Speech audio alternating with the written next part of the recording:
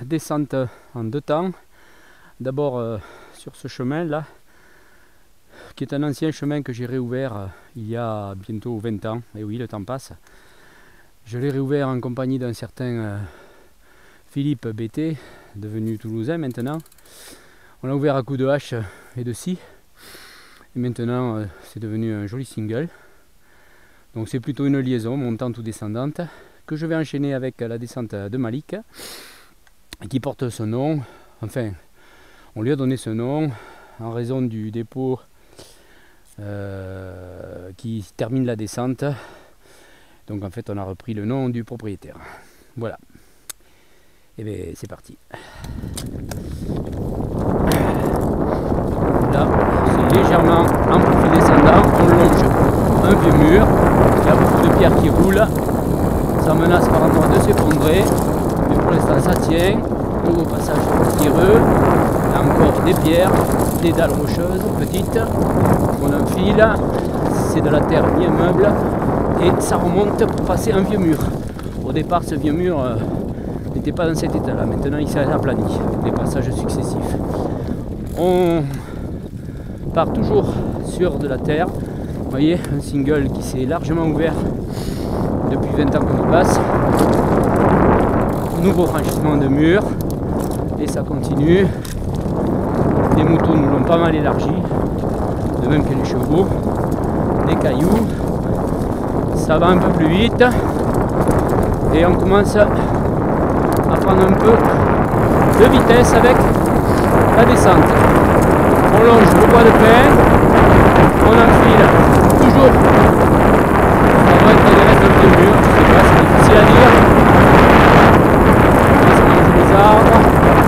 On va en travers, on attaque maintenant la descente de Malik. Alors, c'est toujours un single bien sûr, avec quelques relances au départ, ça tournicote, ça virevolte entre les buis, non plutôt les genièvres, je me trompe, il y a de la relance, il y a quelques petits sauts, ici ça part, on prend de la vitesse. On prend un peu de vitesse, il va y avoir beaucoup de cailloux là. Ça va tabasser dans quelques secondes. On va perdre de vitesse pour pouvoir remonter sans perdre de la vélocité. On remonte un peu, il faut appuyer sur les pédales, se mettre en danseuse. Et de nouveau on replonge, on a une vue globale sur la piste. Et on prend de la vitesse. Là il va y avoir un premier saut ici. Double saut, deuxième saut, troisième saut. On va se manger l'ornière. Ça s'est creusé. Le but étant de rester dans les rails sans tomber. On enfile. Quatrième, autre saut et encore autre saut. Il faut rester dans la trace sans tomber. Deuxième, encore un autre saut. Je pars et on franchit un mur.